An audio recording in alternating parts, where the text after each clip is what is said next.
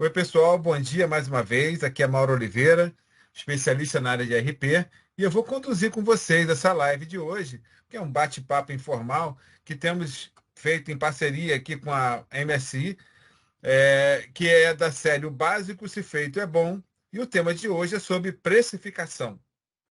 Peço a todos que estejam aqui na sala com a gente que mantenham os seus vídeos e fones fechados, tá? Que possam colocar a qualquer momento informações aqui no chat, né? Durante o nosso processo, eu vou passar de uma fase para outra e vou pedir, interagir com vocês e peço que vocês interajam comigo quando eu mudar uma transição para outra, tá? E fiquem à vontade para trazer as dúvidas. Nossa duração é mais ou menos 40, 50 minutos, né? E vamos também ter um momento no final para debater qualquer ponto que vocês queiram conversar sobre o assunto. Ok? Então, vamos em frente. Vou compartilhar a tela aqui com vocês. Está aparecendo a tela aí para vocês? Sim, aqui tá aparecendo. Beleza, beleza. Live, o básico se feito é bom, precificação. Qual o preço deste copo de água? No meio do deserto é um preço. No meio da cidade de São Paulo é outro, né? Então, nós estamos falando que o preço tem muitas variações no mesmo copo de água, né? E a gente vai discutir tudo isso aqui na nossa live. Sobre o que vamos conversar hoje? Vamos conversar sobre uma visão geral sobre precificação. Depois, vamos conversar sobre preços baseados em custos, que é uma forma de precificação. Vamos trabalhar os preços baseados em pontos intangíveis, também é outra forma de impactar na precificação. Preços baseados em escassez. Depois, vamos falar sobre preços baseados em oportunidades. Dinâmica dos preços, porque realmente tem uma série de fatores envolvidos na dinâmica dos preços. E estratégia e gestão da precificação. Esses são os temas que nós vamos discutir hoje. Ok? E eu quero começar falando sobre um caso. Vocês gostam dos casos, então eu vou comentar um pouco sobre um caso. Mais ou menos em 1995, foi a primeira vez que eu tive que fazer uma ação pesada sobre precificação. Eu trabalhava numa multinacional com 60 fábricas e mais ou menos 360 distribuidoras no mundo, né? E nós tínhamos que eu tive que atuar num projeto de precificação com duas ações conjuntas, né? Uma ação de atuar sobre o STP, que é conhecido como Standard Transfer Price, preço de transferência entre unidades do mesmo grupo. Isso é uma forma de precificação que a legislação aceita, né? Então, eu posso fazer uma determinada precificação que eu vendo de uma unidade do grupo para outra unidade do grupo, né? E eu estava revendo isso, o meu projeto era para reavaliar o STP de todo o grupo para o mundo inteiro, tá? Da unidade Brasil para o mundo inteiro. Então a gente vendia para a Turquia, a gente vendia para a Rússia, vendia para outras unidades espalhadas no mundo, além do STP para as unidades no Brasil, né? Então a gente tinha que reavaliar se estavam todos os cálculos certos e se tudo estava dentro de regras apropriadas. Então foi um projeto que eu tive que aprender bastante sobre precificação naquela época. E junto com isso, fizemos um projeto associado à gestão de custos da qualidade, porque nós vimos que tinha uma diferença de precificação grande devido a fatores de qualidade que impactavam no custo. Então a gente montou um modelo de gestão de custos de qualidade para o mundo inteiro do grupo, né? A unidade do Brasil fez esse modelo, né? Nós desenvolvemos isso, porque precisávamos ajustar o STP de venda do Brasil para o resto do mundo. Então, nesse momento, a gente começa a entender que tem uma complicação envolvida entre a lei, entender custos e regras de aplicação disso. Então, esse é um caso que queria comentar com vocês. E quando a gente fez toda a gestão de custos da qualidade, basicamente, todos os STPs mudaram. Porque começamos a botar a regra de problemas de qualidade embarcado no STP, no Standard Transfer Price, preço de transferência de unidades. Então é um pequeno caso que eu queria contar para vocês entenderem que precificação, apesar que nosso foco dessa live de hoje é trabalhar o básico, né, tem muitos fatores envolvidos para você precificar. E nem sempre o preço de venda é o único tipo de preço, aquele venda ao público, é o único tipo de preço que existe. Existem vários tipos de preços que alguns negócios têm que trabalhar. E STP é um deles, Standard Transfer Price. Ok? Preço de transferência. Então, vamos lá. Vamos fazer uma visão geral sobre precificação. Nem sempre a precificação ocorre por fatores lógicos conhecidos. Muitas das vezes, um pequeno empresário coloca que aquele determinado produto ele quer fazer um plus no valor, né? Vai colocar um overprice naquele valor, né? Porque ele tem uma percepção dele de que aquilo ali é bom para ele naquele momento. Da mesma forma, ele pode fazer também uma redução de valor por o mesmo motivo. E não estamos falando de fatores necessariamente lógicos aqui. Ok? Então, você pode ter uma parte da precificação sendo trabalhada por fatores que não são ilógicos. Isso acontece, principalmente em pequenas empresas. Ok? Para precificar, você deve desenvolver cálculos baseados em parâmetros, né? Então, toda a precificação ela existe com cálculos. Então, você vai ter parâmetros para isso, e nós vamos falar de alguns parâmetros no meio do caminho, tá? Nós vamos desenvolver esses parâmetros, né? Mas tem que entender que nós estamos falando de uma sequência de cálculo. Vamos calcular preços aqui. Entender isso é fundamental, né? Então, você tem que transformar alguma coisa que às vezes é ilógico, alguma coisa que às vezes não é tão tangível, em regras para cálculos. Esse é o monte principal da precificação. A precificação é de fundamental importância para a sobrevivência dos negócios. Não tem jeito, gente. Todo negócio precisa precificar o que vende, né? E errar na precificação pode levar um negócio à falência. Acertar na precificação pode botar um negócio no topo do seu mercado. Então, a precificação é de fundamental importância para a sobrevivência dos negócios, sempre. Tá? A precificação deve ser sistematizada, seja na produção ou na sua aplicação e validação. Então, nós não estamos falando aqui somente da produção do preço, ou seja, pegar alguns parâmetros e produzir o preço. Mas como é que você aplica esse preço e como é que você valida se esse preço é o ideal para você ou não. Então, uma regra de precificação, um sistema que vai suportar isso, né, tem que levar em conta esses três aspectos: produção, aplicação e validação. Legal? E aí, pessoal, dúvidas? Dívidas? Quando você fala que nem sempre a precificação ocorre por fatores lógicos, Uhum. tipo, o cara usa alguma outra coisa para se basear, ou essa pessoa tá tipo indo fonte, vozes da minha cabeça?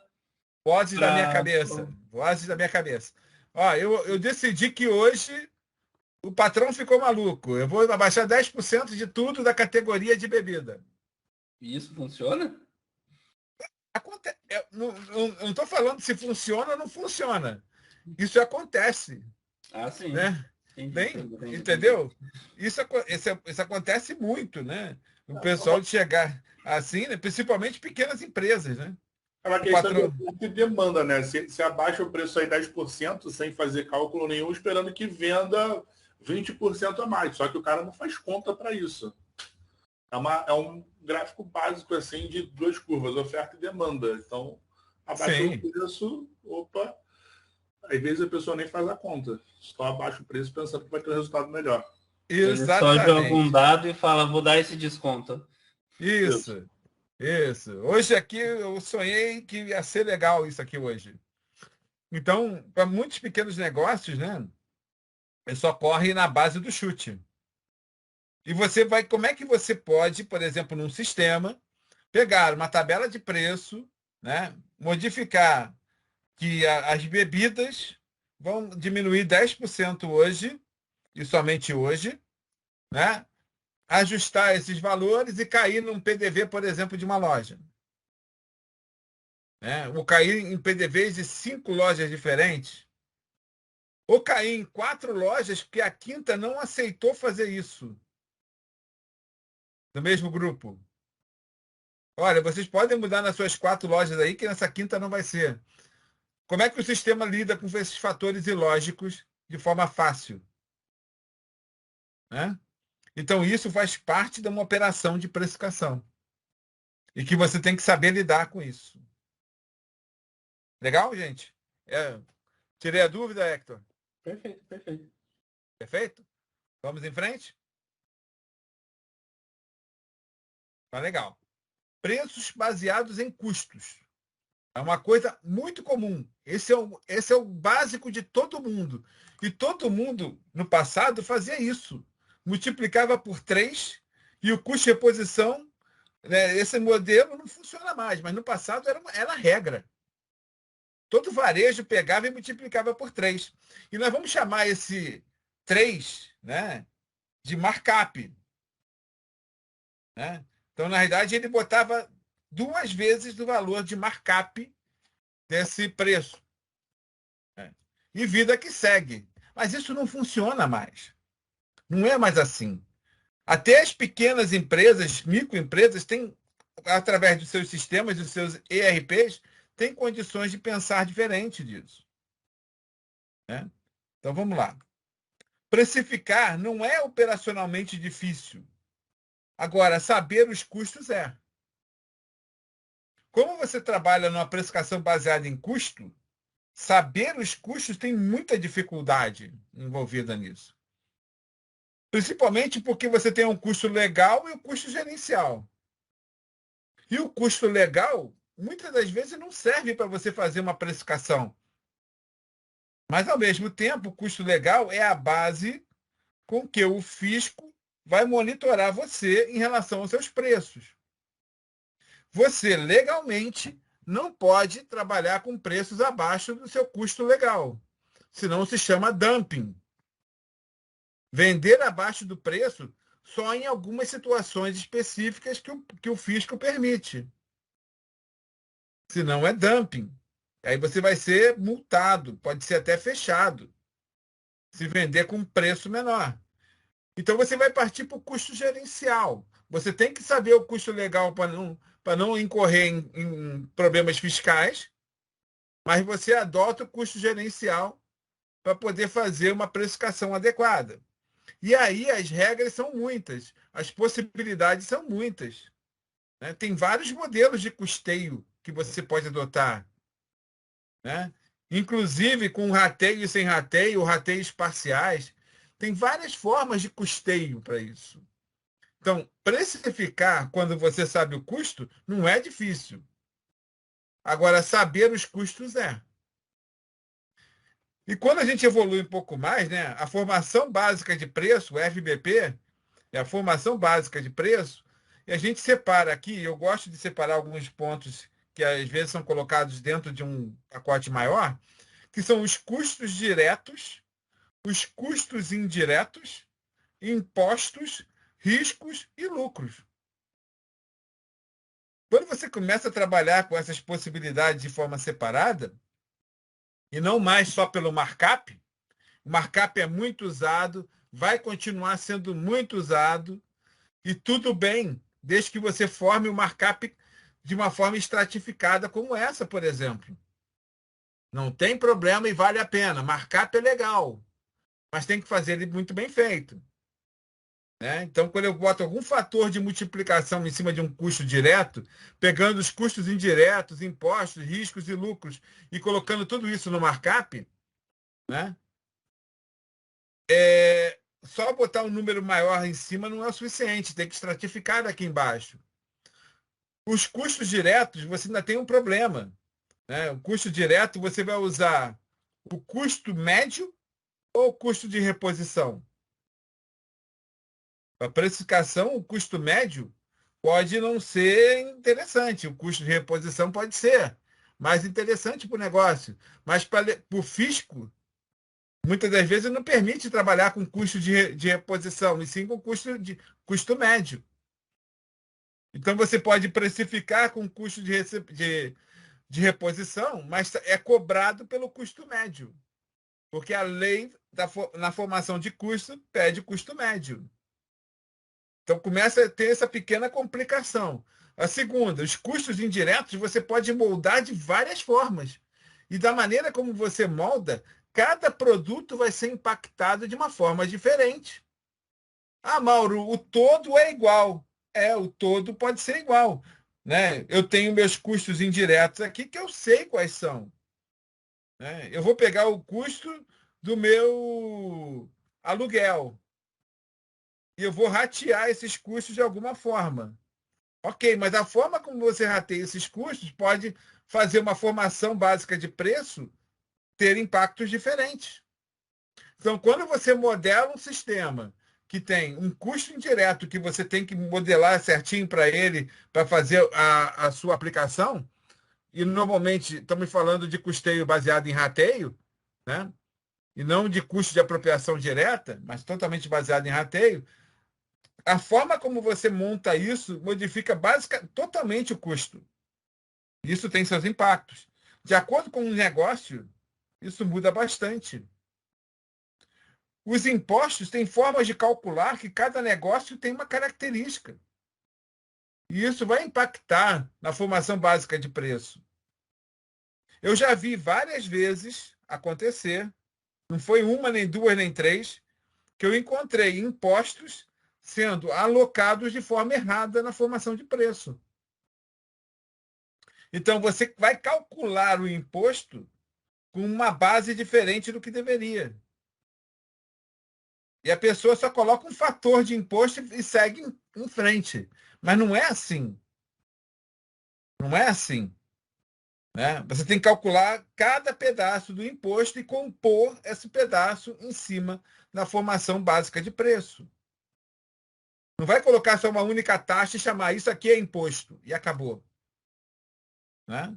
Você tem que calcular esses fatores. Inclusive, se você tem uma carteira, né?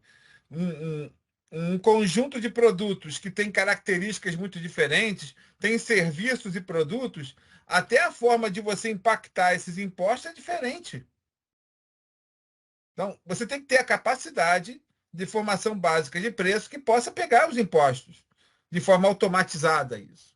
E não só colocar uma taxa de imposto ali, como alguns sistemas só fazem isso e não têm o recurso de você ajustar. O pior não é ter uma situação que está fora de um parâmetro de cálculo. O pior é não ter a capacidade de ajustar, né? Então, os impostos, eles precisam ser pegos nas suas origens e não colocar somente uma taxa, tá?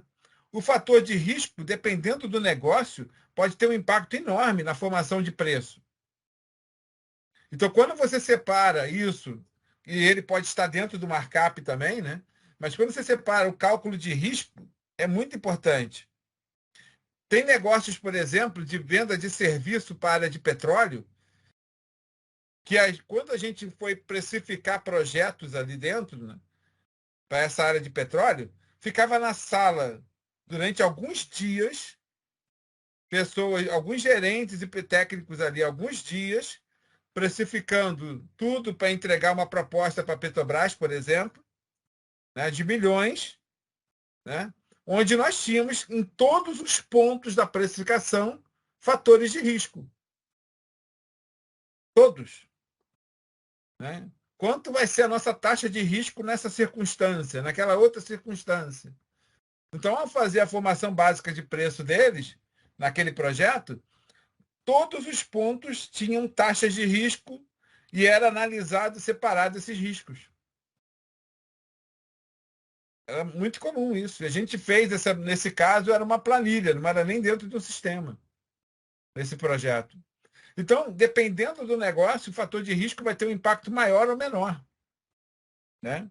E isso tem que ser colocado na precificação. E o lucro, que é tudo que a empresa tem que ter, né? Uma empresa, para sobreviver, precisa ter lucro.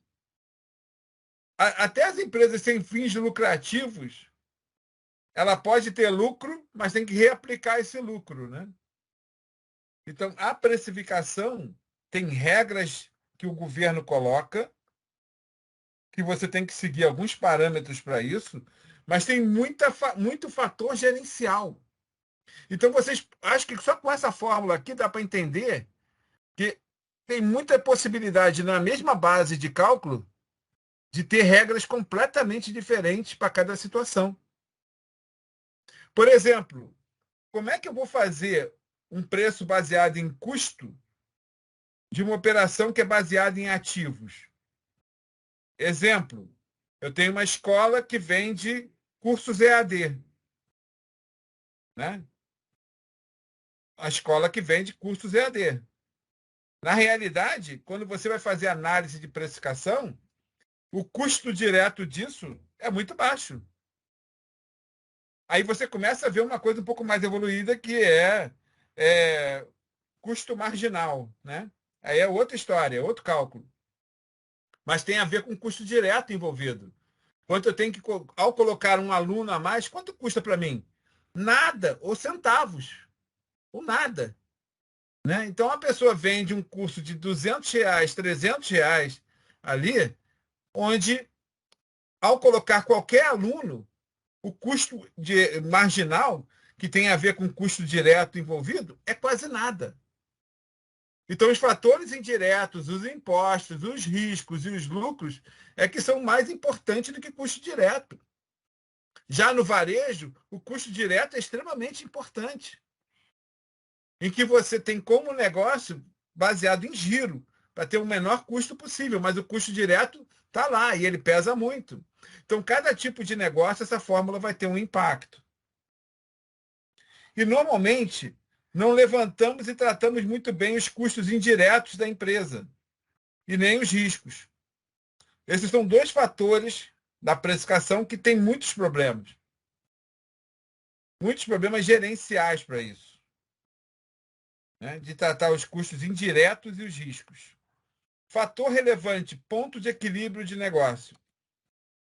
Toda a precificação que você faz numa empresa, você tem que saber se o conjunto de entrega de vendas dentro das categorias, a somatório das vendas, produto/preço, atinge o ponto de equilíbrio do negócio, que é cumprir pelo menos todos os custos da empresa que tem.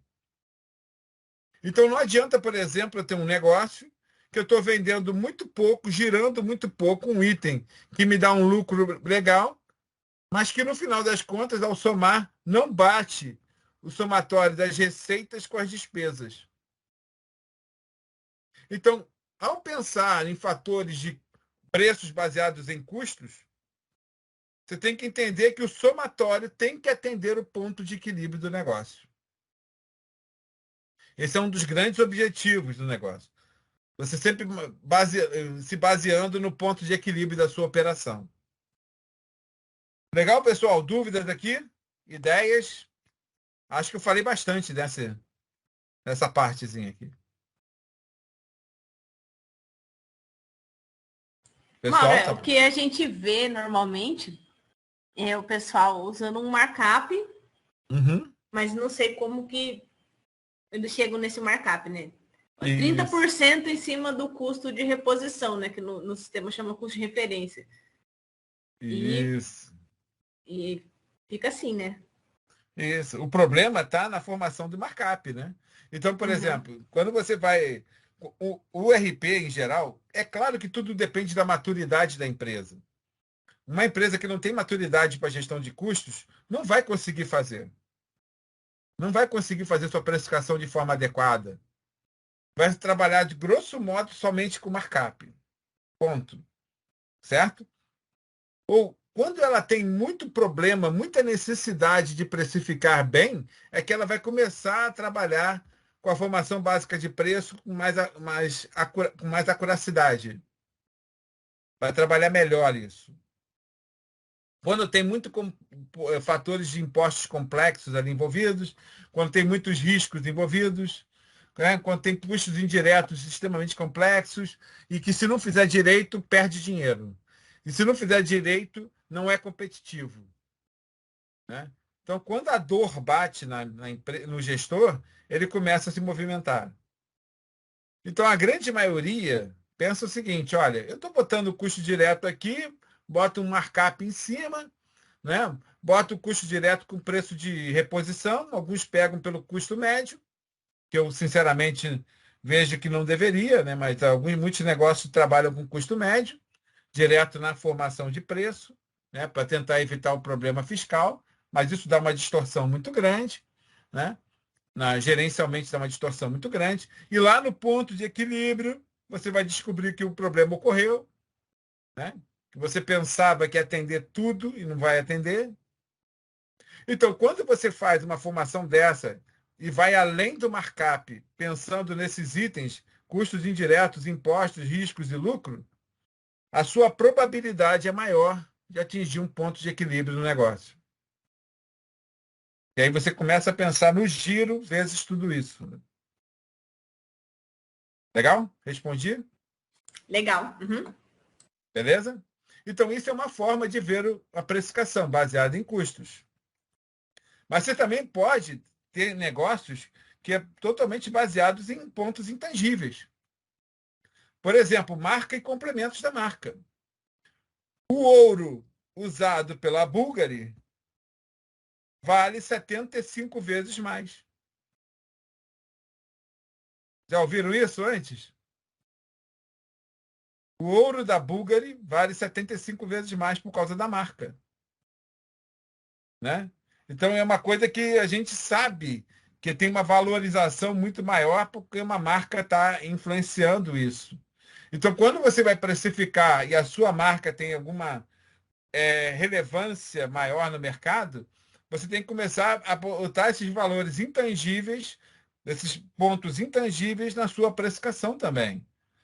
Eu posso ter, por exemplo, uma empresa que eu tenho uma marca conhecida, na área farmacêutica, por exemplo, a Saúde da Mulher era uma marca conhecida no passado. E ao precificar, eu trabalhei nessa fábrica, e ao precificar a saúde da mulher, né, era um contexto bem diferente dos outros produtos. Né? Então, a marca pesava na hora da formação básica do preço. E complementos da marca, que podem ser ações específicas da marca, você também pode usar na precificação envolvida. E, inclusive para situações temporárias, que nós vamos comentar daqui a pouco sobre isso. Okay? Então, pontos intangíveis podem afetar a precificação. Novidade. Às vezes você faz uma precificação por lançamento. E essa precificação pode ser a maior ou a menor. O que acontece, por exemplo, com lançamentos de celulares, de smartphones? Vai lançar um novo smartphone da Apple. Né? Esse smartphone vai ter um preço lá em cima. Daqui a um ano, esse mesmo smartphone vai ter um preço muito menor. 6 meses a um ano já mudou tudo. Né? Então, o fator novidade também vai impactar, né, em taxas que você vai utilizar na precificação sua, na formação básica de preço. Qualidades intangíveis. Né?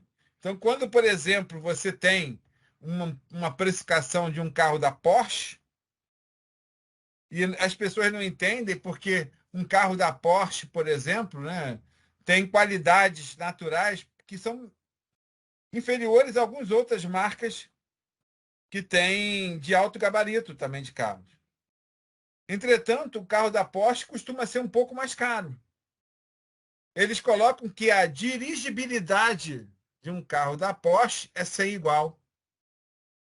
Isso é muito intangível, né? A dirigibilidade da Porsche, a experiência de dirigir um carro da Porsche é sem igual. E por isso eles colocam um preço maior no carro da Porsche. Porque aqui já não estamos falando mais do valor custo. envolvido. Nós estamos colocando valores intangíveis envolvidos aqui. Então, não importa o ouro que eu vou usar numa joia. Se ele é búlgaro, vale 75 vezes mais. Porque essa marca tem esse impacto. Né? Então, a búlgara já calcula assim. Né? Já bota 75 vezes o custo desse ouro. Porque a marca dela pesa. Né? E as qualidades intangíveis também afetam isso. A dirigibilidade e a experiência de dirigir um carro da Porsche, eles acham que superam todo mundo.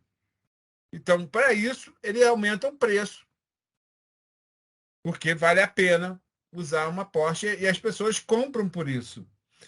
Da mesma forma que a qualidade que é colocada no iPhone. Né? A usabilidade do iPhone, para quem gosta de iPhone, né? Para ela, as pessoas acham muito boas. Eu, por exemplo, não uso o iPhone. Eu gosto muito do ambiente Android.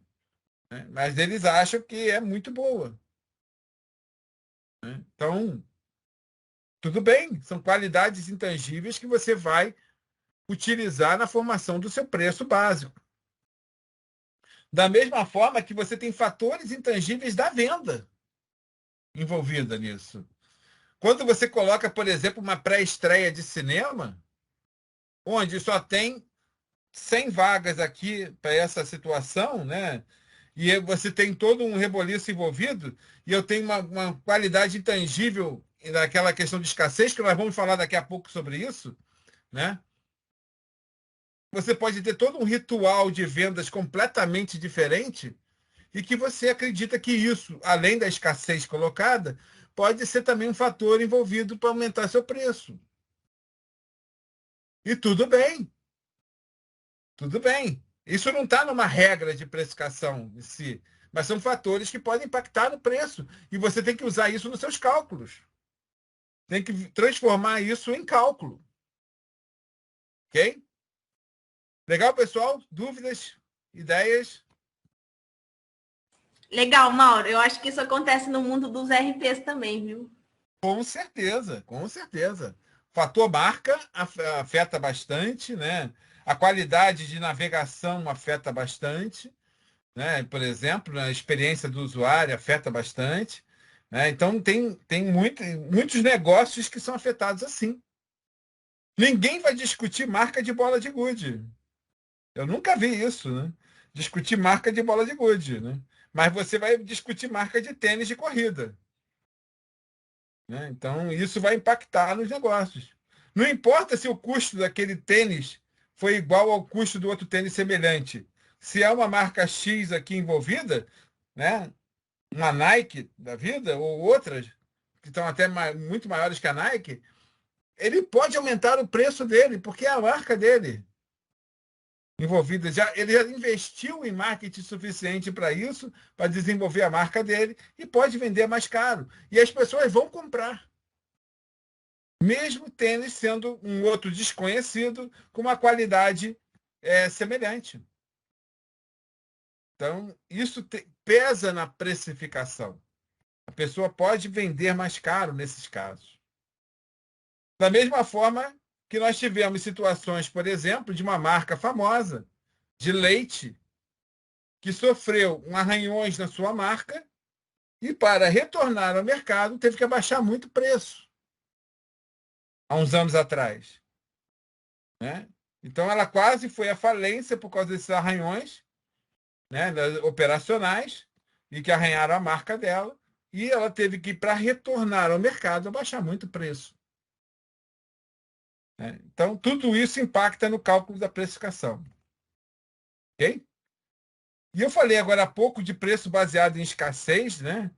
E temos dois tipos de escassez envolvida: a escassez de disponibilidade e a escassez de tempo. Então, se você vai comprar, por exemplo, né, eu esqueci o nome que se dá, não é um local específico para ver a escola de samba, né? Eu esqueci o nome que se dá. Que você tem, lá no Sambódromo, mas é o nome que se dá àquela área separada que você pode Camarote. levar. Camarote, isso, esqueci o nome. Vai comprar um camarote, só tem 20, 30 camarotes assim de alta qualidade, né? É essa a disponibilidade que tem. Isso vão ser disputados à tapa. O preço para isso é disputado à tapa, né? O cara pode botar o preço que for, porque as pessoas querem assistir, né? Tem empresas que querem comprar o camarote para levar o pessoal, o cliente deles, né?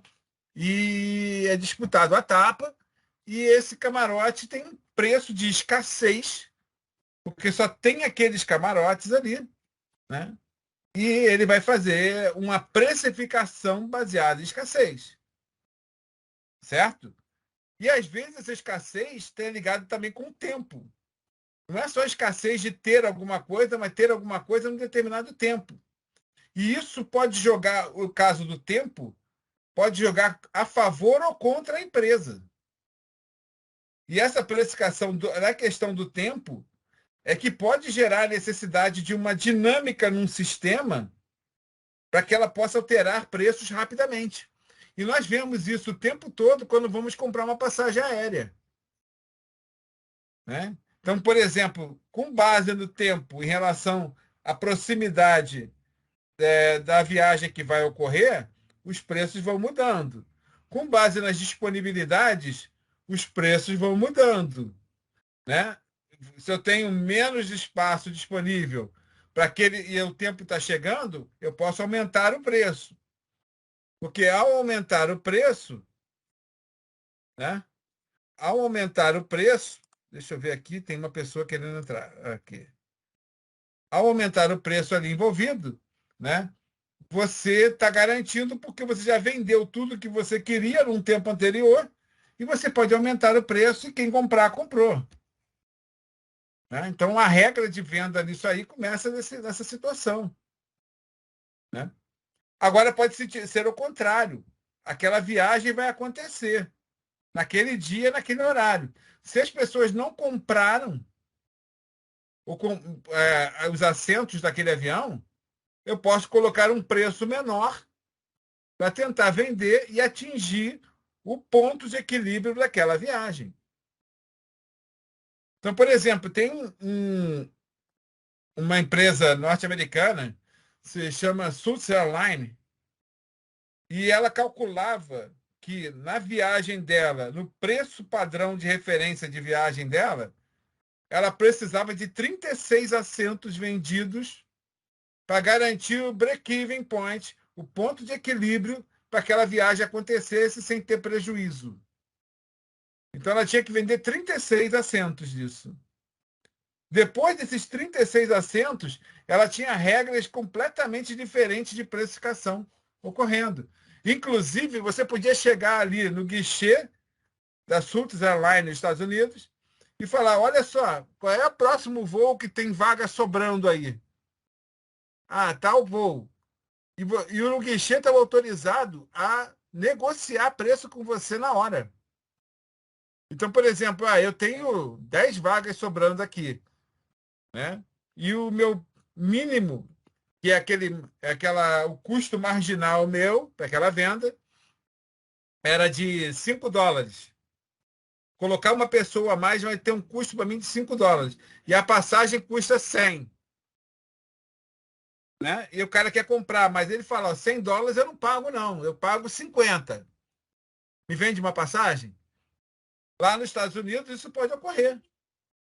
Em algumas empresas aéreas, eles fazem isso. Né? E o cara do guichê, a pessoa que está fazendo atendimento, tem autorização para entender uma nova precificação naquele momento, para aquele voo, naquelas circunstâncias, e negociar e fazer a venda na hora daquela passagem. Então, tem negócios que a disponibilidade e a escassez de tempo são de fundamental importância.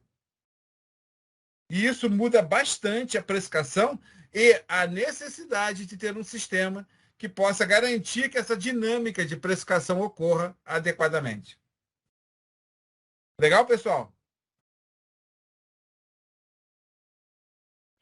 Mas Legal. nesse caso de fazer a precificação mais barata no tipo das passagens aéreas, eu corro um risco de criar um atrito, talvez, com os outros que compraram antecipadamente e pagaram mais caro.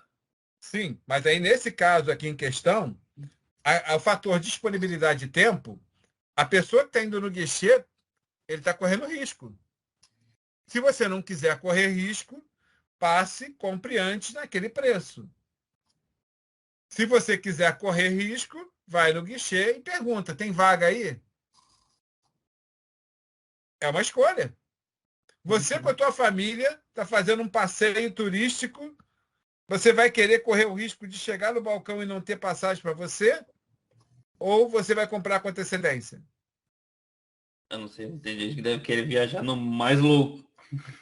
Mas eu, por exemplo, vou querer comprar com Sim. antecedência. Não vou querer ter o risco de chegar lá e ficar horas no avião ali, ou até no dia seguinte ter vaga para mim, né? Mas tem gente que vai lá e faz isso. Então, para essas pessoas, pode ter a sorte de ter uma vaga para ele, né? Ou a sorte daquela empresa fazer esse tipo de situação, porque também tem empresas que fazem o seguinte: olha, eu estou com o meu voo cheio, né? Se quiser entrar aqui, não é $100, não, é 300. É aqui, é esse ou esse. Vai ou fica.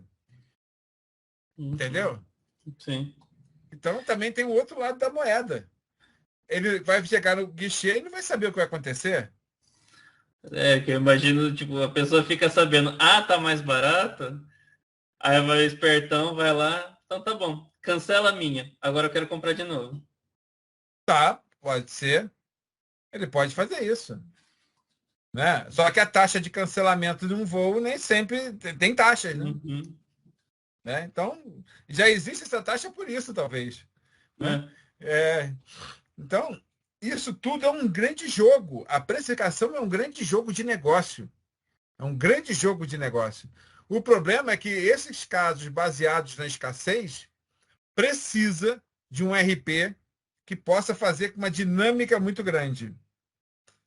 Precisa entender essas regras e colocar essa dinâmica dentro do sistema. Não é uma coisa padronizada de mercado. Então, o RP precisa se adaptar a essa situação. Legal? E tem negócios para isso, né? Tem negócios que é totalmente baseado em escassez. E você tem que entender que, ao atender um negócio desse, uma operação precisa ser suportada assim. Beleza, pessoal? Alô? Tranquilo? Beleza. Uhum. Vamos em frente? Vamos lá. Beleza. Então, eu também tenho uma situação parecida, mas não igual, baseadas em oportunidades. Eu posso ter situações que eu tenho oportunidade de compra. Então, exemplo, eu tenho uma oportunidade de compra, né, muito grande, e eu vou aumentar meus preços para isso. Oferta e demanda. A grande lei de oferta e demanda aqui. Então, eu posso ter aquela situação irracional que nós falamos inicialmente, ilógica, que a pessoa da loja fez por puro feeling. Você pode tendo fatores de análise dizendo, olha, eu estou tendo oportunidade de compra muito grande e eu vou botar um preço maior aqui. Por que você acha que os preços, por exemplo, de área de comida de uma feira de negócio é tão caro? A pessoa sabe que eles não vão sair daquela feira para ir lá em outro lugar para comprar comida. Eles vão comprar ali, somente ali. Então ele vai botar, eu tenho uma oportunidade de compra alta. Né? Então, por isso, eu vou poder botar um valor, vou precificar aqui um valor maior. Inclusive, tem situações de franquias que permitem mudanças de seus preços padrões, preços padrão, né? Em situações como essa. Inclusive, está no contrato da franquia. Você pode precificar diferente somente quando tem oportunidades de compra diferenciadas, como uma feira de negócios, um evento, uma situação única. Né? Para franquia de alimento, isso acontece. Entendeu? Da mesma forma que tem oportunidade de compra escassa de produtos químicos em alguns lugares. Ou minérios, também ocorre isso. Alguns tipos de minérios mais raros. Cada negócio tem uma situação. Né? Da outra ponta, a oportunidade de venda abundante pode fazer com que você reduza seus preços. E, por exemplo, os negócios baseados em ativos é totalmente aderente a isso. Né? Você pode ter custos altos para botar os seus ativos, mas a possibilidade de venda é um custo marginal baixo, e você imagina que o giro vai ser muito alto, você pode botar precificação muito baixa. Eu tenho um parceiro de treinamento que, no passado, um pouco antes da pandemia, né? No passado, ele tinha cursos abertos que custavam R$ 1.000, R$ 800, 1.000, né? E agora ele transformou tudo em EAD, esse mesmo curso, com esse mesmo volume, que ele vendia também em EAD com um preço semelhante, mas agora ele está vendendo esse mesmo curso por R$ 20. Mas ele saiu de uma venda de 10 alunos, 15 alunos, para uma venda de 10.000 alunos, 20.000 alunos. Então ele mudou a base de preço dele drasticamente e fez uma capilaridade muito grande para vender muito. E ele está tendo melhores resultados e uma vida que ele falou que está até melhor para ele. Porque repensou a precificação dele. Repensou isso com base no negócio dele. Né? Então, baseado em oportunidades, tem oportunidade, nesse caso, de giro. Baixo giro, baixa oferta e demanda aqui envolvida. E quando você começa a entender esse mecanismo e colocar isso no sistema, às vezes com regras envolvidas, baseadas nisso, você começa a pensar diferente a sua precificação. Oportunidade de acesso. Vocês já viram aqueles treinamentos online em que diz o seguinte, olha, compre esse treinamento por R$ 10. Ou melhor, tem alguns que fazem o seguinte, para acessar o treinamento é R$ 10, é de graça. Mas se você quiser ver o vídeo depois, você tem que pagar R$ 100. Se você acessar aqui na hora, vendo o treinamento nesse momento, é de graça. Ou custa R$ 10. Agora, se você quiser ter acesso a ser um prêmio, ser um VIP ou um prêmio, eu vou colocar aqui R$ 100 para você ver esse vídeo depois. E muita gente compra. Às vezes a pessoa assiste de graça ou paga R$ 10 e depois paga os 100. Porque quer ver depois o acesso. Então, ele teve a oportunidade de acesso sendo vendida para ele. Né? Em serviços acontece muito isso. Treinamento, serviços, acontece muito isso. Ok? Oportunidades da entrega. Né? Eventualmente, você tem situações que a entrega pode fazer uma mudança radical nos seus preços. Negócios, por exemplo, como transporte de carga, tem muito a ver com isso. Toda a parte de cubagem de caminhão, de cálculo de cubagem de caminhão e a precificação de carga em cima disso, é baseado na oportunidade de entrega. Se eu tenho uma rota que vai entregar do Rio Grande do Sul para Bahia, com pontos de descargas em alguns lugares, e meu caminhão está vazio, e a rota vai ocorrer, eu posso colocar preços de oportunidade de entrega para algumas situações. Eu posso trabalhar com essa dinâmica envolvida. Se agora tem uma situação pesada de entrega, de carga do Rio Grande do Sul para a Bahia, eu posso vender mais caro por causa disso, por causa dessa oportunidade de entrega também. Ok? Então, eu estou entregando um serviço, não exatamente é o produto final em si, mas o seu produto de entrega é o próprio serviço, né? E que você teve essa demanda envolvida e que você vai cumprir essa demanda e botando preços diferenciados. Legal, pessoal? Alô? Legal. Legal? Posso seguir em frente? Dúvidas? Pode seguir. Tudo tranquilo. Tranquilo e sereno, como água de poço? Sim. Então, vamos lá. Dinâmica dos preços. Cada vez mais, né? Quando o preço estão sendo mais dinâmicos. Né? Cada vez mais. Né? Então, desde o meu primeiro momento que eu tive contato com regras de precificação em 1995, até agora, eu só vi crescer essas dinâmicas dos preços. E uma das formas de fazer dinâmica de preço é teste AB de preço.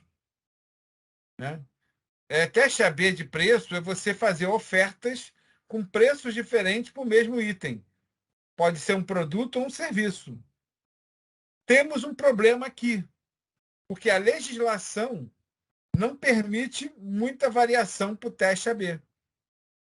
Você não pode fazer muitas coisas de teste AB. Tem negócios que só vivem de teste de preço.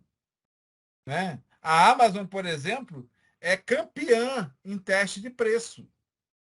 Né? O sistema dela faz precificações dinâmicas o tempo todo e para pessoas diferentes tem preços diferentes. E você nem sabe disso. Né? Então, muitas das vezes você tem situações de pessoas ou momentos que os preços estão mudando na Amazon porque eles estão testando os preços. O que vale mais a pena para eles? Estamos falando de uma empresa que tem dois modelos envolvidos ali. Uma entrega padrão, onde você tem um produto que você consome um custo, como também tem situações de venda por ativo. Quando você consome um e-book, nada cai de seu custo ali envolvido direto, a não ser o próprio licenciamento do e-book. Então, são custos muito menores, que você tem um custo marginal muito baixo. Então, fazer teste AB disso também é interessante. Tem muitos negócios que fazem teste AB nesse sentido. Varejo faz teste AB. Tem indústria que usa o varejo para testar o preço do teste AB.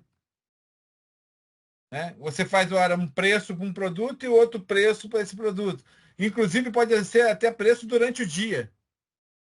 Tem alguns lugares que usam isso de uma forma interessante, mas aí é o próximo item que a gente vai falar de dinâmica, né? Na verdade, é o terceiro, não esse. Preços por composição de fatores. Né? Então, você tem fatores envolvidos que vão alterar essa dinâmica de preço. E nós já falamos sobre isso. Preços aéreos, viagens aéreas, é campeã disso. Então, ele tem um grau de dinâmica com vários fatores envolvidos muito alto. Então, essa dinâmica de preço ocorre por regras estabelecidas, situações estabelecidas. Então, você tem que compor situações. Não é só a disponibilidade, mas também é o tempo. Não é só o fato de você estar vendendo alguma coisa, mas por ser ativo. E, às vezes, é tudo ao mesmo tempo. E essa dinâmica vai acontecer e tem que ser controlada, tem que ser gerenciada. Nós falamos que tem 3 fatores na parte de precificação: fazer o preço, aplicar o preço e validar o preço. Né? Imagina com uma dinâmica dessa acontecendo. Um sistema tem que suportar tudo isso. Preços por tempo curto. É aquilo que eu estava falando do AB, mas agora de outra forma. Exemplo, tem negócios de varejo que um prato ou uma situação tem um preço de manhã e um preço à noite. Tem alguns negócios que fazem isso, principalmente negócios que trabalham 24/7. Varejo 24/7, que são aqueles varejos de beira de estrada, por exemplo. No passado recente, se você fosse comprar de madrugada, o preço era mais caro que de manhã. E você nem percebia isso. Eles mudavam o preço com base no horário. Né? Era muito comum no passado. teve alguns problemas fiscais e as pessoas diminuíram isso. Mas tem vários negócios que têm tempos específicos para ter preços específicos. Tem uma dinâmica por base do tempo do dia, da semana. Quem nunca comprou entrada de cinema que na terça-feira é metade do preço? Preço de terça-feira, por exemplo. Ou alguns cinemas fizeram que o preço que você tem até uma certa sessão é um preço, acima de outra sessão é outro. Pode ser menor. Então, os tempos curtos dos preços também estão acontecendo, que é diferente do próximo item, que são preços promocionais. No caso em questão, os preços estão sempre naquela regra de tempo. Os preços promocionais é outra coisa. Você criou uma promoção para aquele espaço de tempo, para aquela situação, né? O preço está ali com aquela dinâmica de promoção para aquela situação, e que depois que acabou aquela situação, que pode ser quantidade ou tempo, né? O preço volta ao normal. Ok? Então, na realidade, também tem uma situação de não só o preço em si direto, como composição de preços. Leve 2 e o terceiro fica por 50% de desconto. Então, eu tive uma composição de situações, de fatores, que fizeram o preço do terceiro virar 50%. Mas é uma situação promocional que acontece quando uma quantidade ou quando um tempo ocorre. Né? Inclusive, tem muita propaganda que diz o seguinte, ó, enquanto durarem nossos estoques. Para saber que o preço não vai ficar para sempre. Tem uma dinâmica envolvida. Precificação no modelo de gift economy. Gift economy é um modelo de precificação que a pessoa vai lá, consome alguma coisa, seja um produto ou um serviço, e depois diz se vai pagar ou não. E quanto vai pagar por alguma coisa. Esse é extremamente dinâmico o preço. Tem cafeterias no Rio de Janeiro que estão fazendo isso. Você vai lá, come um bolo, toma um café e diz se vai pagar ou não e quanto. Na realidade, esse modelo de negócio tem tudo a ver com ponto de equilíbrio. Tem pessoas que chegam no início do mês e pagam R$50 por um cafezinho. E essa mesma pessoa, no final do mês, paga só 5. Mas no ponto de equilíbrio do mês, o negócio conseguiu atender todos os custos. Essa é uma dinâmica extremamente alta, incerta, né? Que esse modelo de negócio de gift economy está ganhando corpo em alguns lugares. Está ganhando corpo em alguns lugares. Ou de algumas formas de precificação. Ok? Então, isso acontece. Eu, por exemplo, tive alguns serviços que eu já fiz que parte da receita era para o modelo de gift economy. Então, isso já está sendo aplicado em vários lugares já. Em vários negócios diferentes. E como é que você faz isso sem garantir que não está atendendo a legislação fiscal? Né? Como é que você garante isso? Né? Vão ser acusados de dumping. Né? Garantindo o ponto de equilíbrio do negócio. Se o negócio está atingindo o ponto de equilíbrio, você pode colocar para o fiscal que, olha, eu já estou atingindo o meu negócio, então para mim está tudo certo. Ok? Agora, fazer gift economy e não atingir o ponto de equilíbrio, você vai ter um problema fiscal grande aí. Precificações em ações com parcerias. Né? Eu vendo alguma coisa, sou canal de alguém e estou vendendo, e eu agrego algum serviço envolvido, eu agrego alguma função, eu agrego outro produto, e essa entrega é complexa, né? Tudo isso afeta a dinâmica dos preços. Tanto parcerias como composição de fatores afetam bastante a situação, às vezes atuam juntas. Quando a gente fala de uma venda de RP, por exemplo, você tem a taxa de manutenção e suporte do produto, tem a implantação como serviço, alguns vendem licença também à parte, né? E você pode colocar uma automação de força de venda composta, você pode botar um serviço de consultoria extra, você pode comprar um e-commerce embarcado. E o seu preço ao todo pode ser uma série de composições formada por parceiros, por exemplo. Mas a precificação do todo pode ser afetada por essa composição. E você dá descontos ou condições diferentes por causa disso. Então, essa dinâmica de precificação tem que ser suportada nas operações. Operações de serviços, por exemplo, tem muito disso. Né? Serviços com alguns softwares ou produtos. Tem muito disso. Ok? Dúvidas, dívidas, pessoal? Alguma ideia queiram trocar nesse assunto? Tranquilo. Nossa Senhora, isso é um problema para mim. Quando eu não consigo entender muito bem como que esse modelo de gift economy funcionaria. Tipo, como isso dá certo. Eu também nunca vi isso funcionando, não. Não, tem vários lugares já acontecendo. Agora eu vou ter que dar um spoiler, por exemplo. Alguém já... Se você tiver o canal HBO, acesso ao HBO, tem um seriado, né, que até é meio quente esse seriado, chamado O Negócio. O Negócio, ele é um seriado que fala de marketing de prostituição.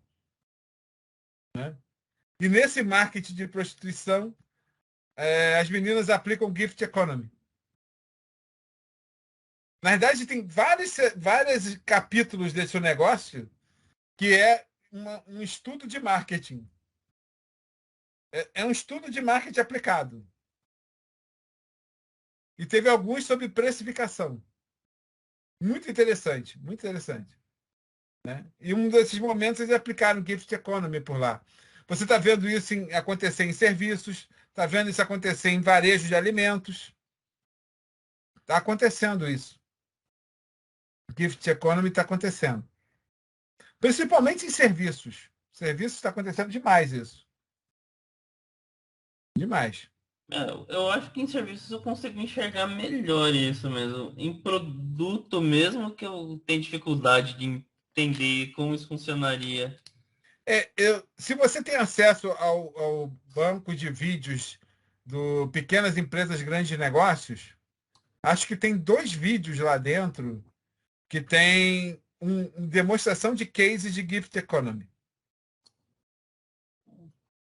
Que aí você vê lá, e uma das lojas ali é no Rio de Janeiro, que é a cafeteria, que estava aplicando isso. Ele falou, deixou até claro que a máquina de cartão que estava ali, ele não tinha nem acesso para saber se o cara pagou ou não. Se o cara quiser pagar, ele paga, se não quiser, não paga. E ele falou que está tendo lucro. Já está funcionando assim há 2 anos. Quando teve aquele vídeo. Que já estava funcionando assim há 2 anos. Né? Nesse modelo. Então, existe gift economy, está acontecendo no Brasil. Né? Lá fora está acontecendo bastante. Né? E a gente tem que saber lidar com isso. Né? Que, na verdade, você vai ter que dar baixa de alguma coisa sem preço associado e sem saída de cupom direto, né? E, ao mesmo tempo, tem que dar saída fiscal. Como é que você faz isso? Eu não estava nem começando a pensar na parte fiscal ainda. Isso, como é que você faz isso, né? É um modelo que tem que pensar em gift economy. Ô Mauro, se eu estiver errado, você me corrige, mas uma coisa boa para produto é muito aquela coisa que, pensando no rede de alimentos, né? Se não tiver bom, você não paga.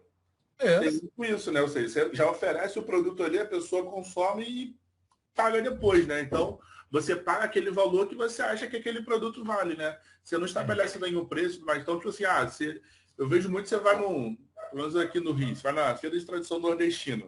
Os preços flutuam muito, é um produto que a gente está comprando. Se não for bom, você não precisa pagar. Mas você vai comer uma comida feita de qualidade, você acaba pagando o valor dela mesmo, né? Um exemplo disso para um produto. Isso, mas é um pouco diferente disso. Nesse caso, ele disse o valor para você. Aí, no Gift Economy, nessa cafeteria no Rio de Janeiro, ele sugere valores. Você paga quanto quiser e se quiser. Ele coloca dessa forma. As habilidades adoram isso, né? Quanto quiser e se quiser. Então tem gente que chega lá e ele coloca que um cafezinho é R$10 e ele vai lá e paga 50. Tem gente que faz isso nessa loja. Né? O dono comentou isso no vídeo, né? Que vem aqui gente que no início do mês paga 50 no cafezinho e no final do mês paga 5. E tem gente que vem aqui e paga 20, 30 no cafezinho e no final do mês não paga nada. E tudo bem. Inclusive, ele tem uma caixa de dinheiro ali que você pode colocar em dinheiro e tem outra caixinha para troco, que você pode pegar o dinheiro do troco. E ninguém faz nada, você que decide o que vai fazer. Aqui na faculdade tinha um sistema similar a esse, né? Você colocava o produto ali, então vender brownie, vender outras coisas assim, muita questão de alimento, artesanato. E você colocava uma caixinha, a pessoa colocava o valor ali, você falava, o valor do produto vale tanto, ó, o mínimo é esse. Se você achar que vale mais, vale menos, você vai e coloque. E não tinha nenhum controle. Era um local público, né? Dentro da faculdade para ter esse tipo de troca. E rolava super tranquilo também. Isso é o gift economy. Da mesma forma que tem hoje em dia, muita gente botando bala em ponto em sinal, semáforo, né? Entregando as balinhas já com um Pix ali dentro, no papelzinho. Pô, pega aí, pô, paga depois. Quanto você quiser, tá aqui, ó. A sugestão é esse valor, paga depois. Entregando as balinhas no sinal assim. É um gift economy. Ele não sabe se o cara vai pagar, ele não tem a menor ideia de quem é o cara, né? Não sabe se ele vai pagar qual valor. Isso é modelo de gift economy. Entendeu? Essa é quase uma utopia, você parar para pensar. Mas tá acontecendo. Interessante, viu? Tá acontecendo. Já é realidade. Já é realidade. Eu já tive situação que eu fiz gift economy de um serviço meu, que o cliente chegou e pagou a mais depois. Ah, que legal. Além de pagar o que eu tinha colocado, ele chegou e deu a mais. Toma mais que valeu. Entendeu? Então, isso funciona. Isso funciona. Só que, por exemplo, não é R$50,20, né? Era um projeto de dezenas de milhares de reais ali e tal. E ele deu a mais ali, deu mais 10 mil ali. Valeu. Eu tive isso. Entendeu? Então, isso acontece nesses modelos de gift economy. Então, isso é realidade. E como é que você transporta isso para um sistema para suportar isso? Suportar essa realidade de dinâmica de preços. Legal? Vamos finalizar aqui rapidinho, tem mais um item, que já passamos do horário. Estratégia e gestão de precificação. Quero fomentar alguns pontos com vocês. Um ponto extremamente relevante, que muitos sistemas têm dificuldade, é montar o ponto de equilíbrio da empresa. Não é uma situação estática. O ponto de equilíbrio da empresa é dinâmico. Ele tem que ser calculado o tempo todo. E tem que ser monitorado. Numa precificação, um ponto de equilíbrio da empresa é vital.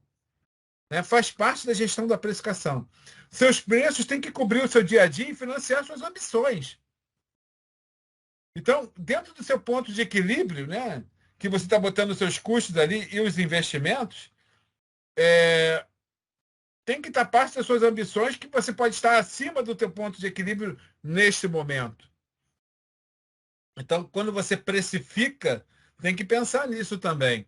E tem que gerenciar suas ambições também. Em situações de alta complexidade de entrega e negociação, as composições dos preços se tornam ainda mais interessantes.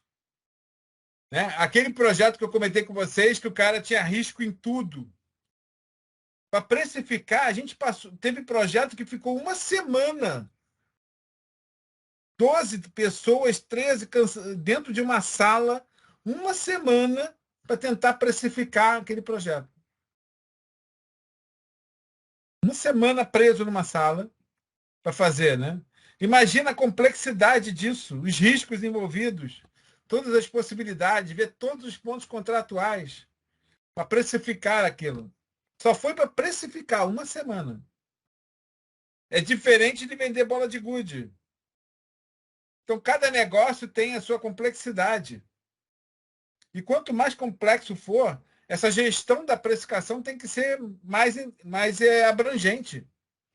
Tem que conseguir captar tudo isso. E as metas associadas à precificação são, em geral, direcionadas para o resultado do negócio. Por que eu digo em geral? Porque tem alguns negócios que têm como meta ser mais barato que o outro negócio. Né? Tem alguns negócios que dizem o seguinte: minha precificação vai ser 10% mais barato que a loja X, que é a minha concorrente aqui de frente. Eu sou mais barato que eles, eu me posiciono mais barato que eles. Então, você não vai fazer, né, uma meta que não seja essa, porque esse é seu posicionamento. Mas, em geral, a meta da precificação tem a ver com resultado de negócio. Tem a ver com capacidade que você conseguiu de passar do seu ponto de equilíbrio, né? Tem a ver com a sua margem de lucro envolvida em todo o negócio. Que eu posso ter um faturamento enorme e ter lucro zero. Né? Eu posso ter, por exemplo, superar meu ponto de equilíbrio, mas eu estou envolvido com muita situação de débito fiscal. Então, isso eu não estou com uma meta. A minha meta tem que pensar no geral, tirando os casos em que o meu posicionamento é ser menor, preço menor do que fulano. Que tem muitos negócios que são assim. Né? Tinha uma loja chamada Pastel com Guaraná, que existia essa loja, que ela tinha como meta dela estar posicionada do lado de qualquer McDonald's. E ela tinha um preço menor que o McDonald's. Então, pastel com Guaraná era esse o posicionamento deles. Eu vou vender um negócio aqui mais barato que o McDonald's. Eu sou a segunda opção do McDonald's. Tirando essas situações, tem que ser direcionadas para o resultado do negócio. E a dinâmica da precificação consiste no monitoramento da realidade.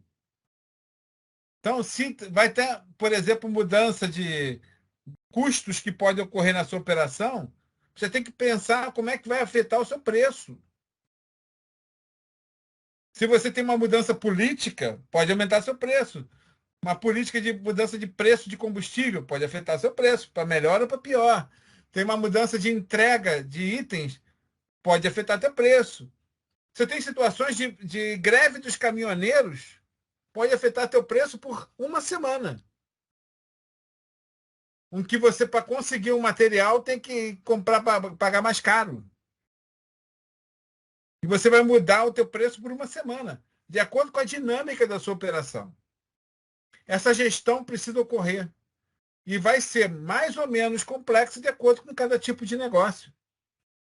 E o RP tem que suportar tudo isso. Legal, pessoal? Mauro Oliveira, meu acesso aqui por e-mail é mauro.oliveira@espaçorp.com.br ou no LinkedIn pelo Mauro Oliveira online. Pessoal, terminamos aqui essa parte de apresentação. Agora é o momento do debate. Vamos lá. O que acharam do dia de hoje? Bom, eu achei bem interessante. Eu ainda tô paso que esse Gift Economy. Funciona. Eu já ganhei mais dinheiro com isso. Eu não duvido que funciona, mas eu acho que, bom, deve ter que ser um negócio muito bem planejado, né? Porque senão você pode afundar assim com uma velocidade incrível. Na realidade, a questão do gift economy, no caso de quem vende varejo, por exemplo, o problema não está no planejamento. O problema está no monitoramento e controle. Se você está atingindo o ponto de equilíbrio ou não. Entendeu? Uhum. Isso é que é importante nesses casos. Aí, vamos lá. Dúvidas e dívidas. Danilo, eu sei que você quer falar. Hector, quer falar mais que eu também sei. Henrique, Vanessa, Dani. Eu não sei se enquadra na precificação, mas a gente gosta bastante lá na MSI de cartinha de Magic, né? Que é um jogo de cartas, basicamente, cada carta tem um tipo, cada carta tem um monstro, enfim. Uhum. E é engraçado, porque a impressão em si daquela carta, ela custa o mesmo tanto. Você compra um baralho de 60 cartas, cada carta foi produzida da mesma forma, né? Pela mesma máquina, tem o mesmo tamanho, enfim, mesmas especificações. E uma custa 10 centavos, a outra custa R$ 200. E aí meio que para precificar isso é difícil, né? Porque às vezes ele tem a mecânica do jogo, né? Uma carta pode ter mais sinergia com outras cartas, ela pode ser mais apelona, né? Entre aspas, do que outra. Uma cartinha lá, né? Tem tiragem menor, a outra tem maior. Isso, exatamente. Você criou escassez. Você criou escassez. Ou criou uma marca, ou agregou algum valor diferente que você pode aumentar o preço. A questão é colocar o valor agregado, né? Tipo, não pensando como a carta, né? A carta é o mesmo papel, é a mesma informação, não tem custo do produto diferente entre uma e outra. Tanto que você comprar um deck, um pacote, você não sabe nem o que vem, né? É realmente sorte, e quando você está no mercado, você consegue ter uma flutuação de preço, né?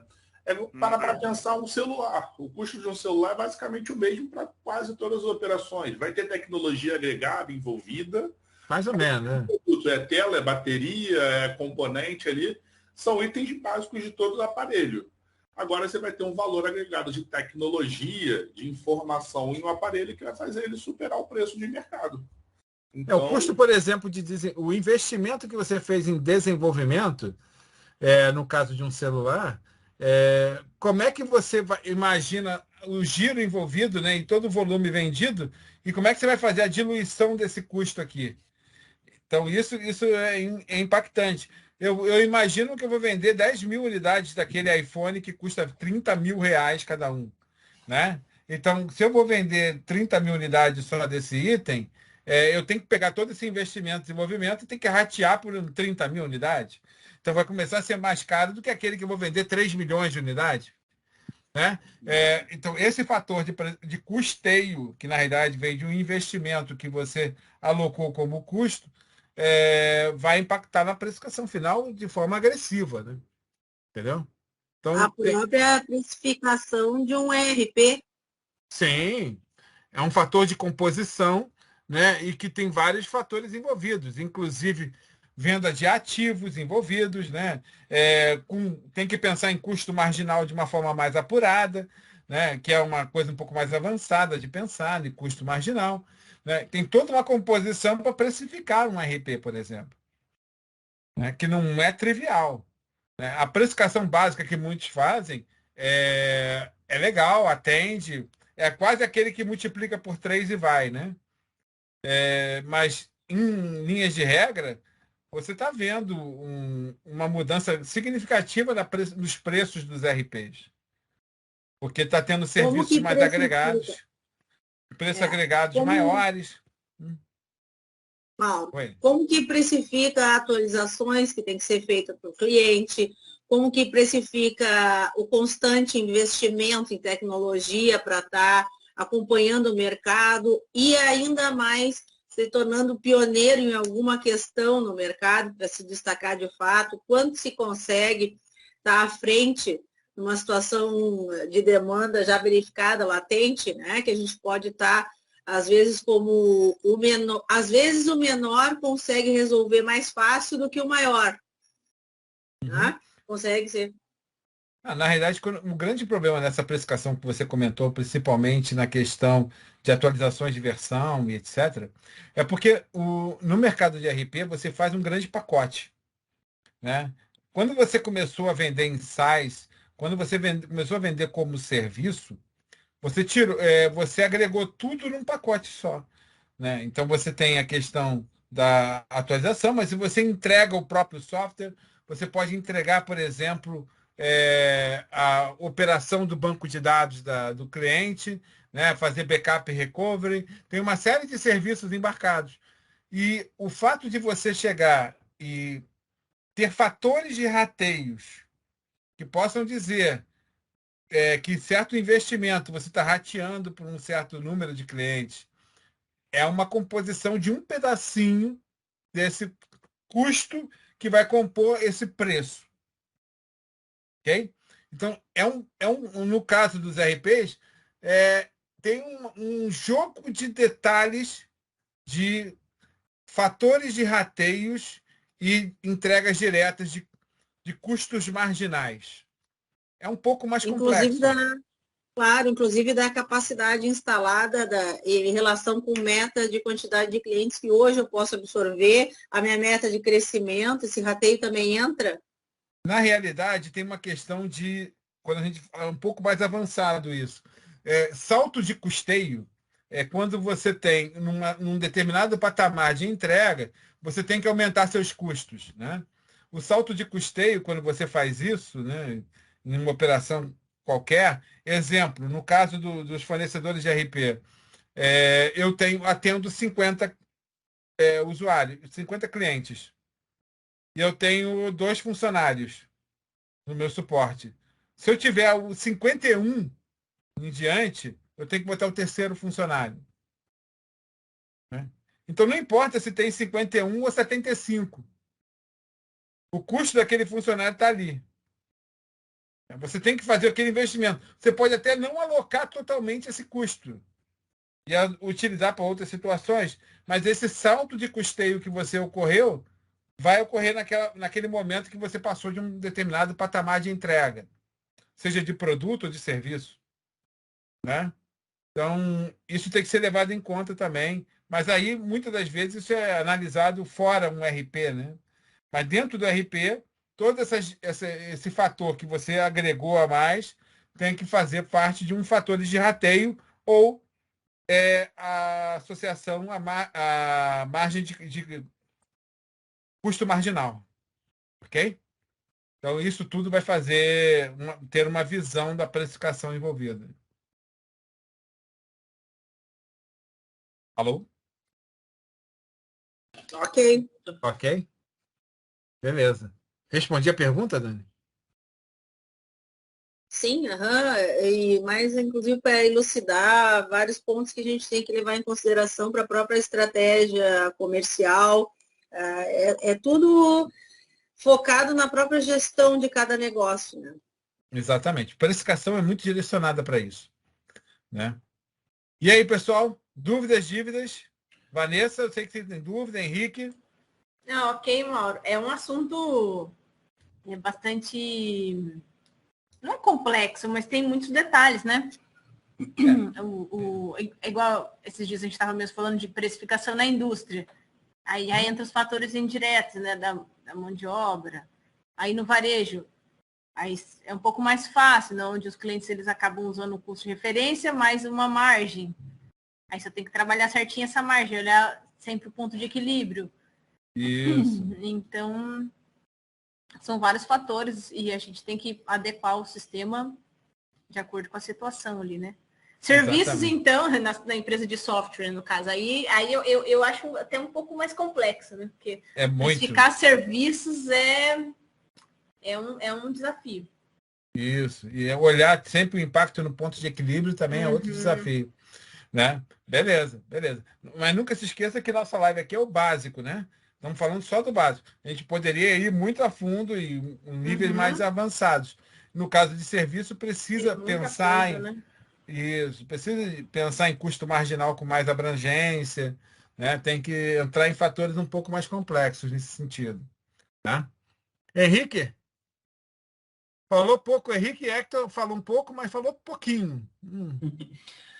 Tava lembrando também um caso que o Danilo comentou na semana passada, da venda de console, que é vendido abaixo do preço de custo, mas isso já na expectativa de vender de uma venda casada, né? Da venda dos jogos depois para compensar esse custo baixo. Por outro lado, tem as placas de vídeo, que eu estava conversando com o Danilo esses dias, que o preço vai lá em cima, mas normalmente esse preço é alto, é só o pessoal bem mais rico compra, mas também eles preço é alto até para pagar o custo de desenvolvimento do projeto da placa, né? Isso, e com o tempo vai abaixando o preço, né? Uhum. Isso tem tudo a ver com essas dinâmicas que nós falamos. O console tem 2 fatores envolvidos. Ele pensa no giro que ele vai ter e diluir o custo de investimento e desenvolvimento, é um fator.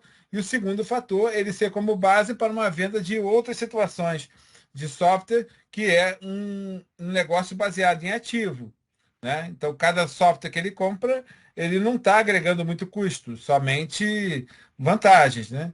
e ele tem uma diluição também ali e tal. E é um caminho, é uma venda composta dessa situação. Perfeito, perfeito. Legal, pessoal? Fechamos o tema. Querem discutir mais algum ponto? Nada? Tem uma outra coisa, mas eu acho que aí vai começar a ficar muito longo. Não. Se não for mais muito avançado, a gente pode evoluir aqui, que aqui o foco é básico. Não sei se é porque o Danilo falou das cartas, né? Uhum. E é interessante que essa escassez ela é transportada para o digital também. Que na verdade assim, não é um NFT, que o NFT até entende-se a escassez, embora o NFT agregue outros problemas. Uhum. Mas é só tipo uma imagem. Se é um Ctrl-C, Ctrl-V, eu tenho outra imagem, mas ainda assim cria-se a escassez no digital. Eu acho isso bem engraçado, na verdade. E tudo isso afeta a precificação, vai ficar mais caro. Então, e é engraçado porque o preço acaba sendo também um ponto de equilíbrio para o próprio jogo, né? Porque se as cartas muito boas ficam tão baratas que não compensa comprar as baratinhas, aí o jogo vai desequilibrar, né? Também tem isso. E também tem um detalhe, quem pode comprar uma joia da Bulgari? Sim. Então, eu estou limitando, nesse caso, eu estou botando um preço alto para definir meu público. Mas eu também não tenho muitas joias da Bulgari no mundo inteiro. Apesar dela produzir, ela produz uma quantidade limitada. Tem carros que estão sendo feitos hoje em dia que você tem que entrar numa lista de espera de 2 anos. Porque para ter esse carro é só elite. Então, eu estou fazendo uma questão da entrega limitada para poder... E também aumenta o meu preço por causa dessa entrega limitada. Então, tudo isso, esse jogo todo tem a ver com precificação. Né? E fazer isso acontecer num sistema, para cada operação, é um pouco complicado. Né? Você tem que entender bem cada negócio para poder trabalhar esses fatores básicos de precificação. Né? Custo direto, custo indireto, né? Impostos, riscos, lucro, né? Envolvido. Um outro caso que eu acho interessante é uma economia que a Steam criou, que são cartas, são colecionáveis. Basicamente são colecionáveis digitais. Só Certo. que você ganha isso jogando e é aleatório. E dentro da Steam você tem um mercado que você pode ofertar ou anunciar que você procura por um preço X. Isso. O preço é completamente sugerido, mas eu posso pegar um colecionávelzinho e falar, é R$100 se alguém quiser. E pronto. Isso aí. É isso aí. Oferta e demanda, né? Oferta e procura. E, poxa, faz parte. É esse o caminho. É a lei pura da economia. Né? Lei pura da economia aplicada e a precificação está dentro disso. Pessoal, vamos lá? Cara, essa live foi ótima porque a gente ficou 1h e 44 minutos aqui juntos. Né? Passamos bastante do tempo que a gente imaginava, foi muito bom. Espero que tenha sido bom para vocês. Né? E está tudo sendo gravado, né? E vai ser enviado para todos vocês. Todo mundo que se inscreveu vai receber o vídeo. Tá ok? Espero ver vocês na próxima, né? Semana que vem. E muito obrigado pela presença de vocês aqui. A gente que agradece. Né? Valeu, pessoal. Tchau, tchau. Valeu, pessoal. Tchau, tchau. Obrigada, Mauro. Tchau, tchau. Valeu, Mauro. Obrigado a todos aí e até a próxima. Até a próxima.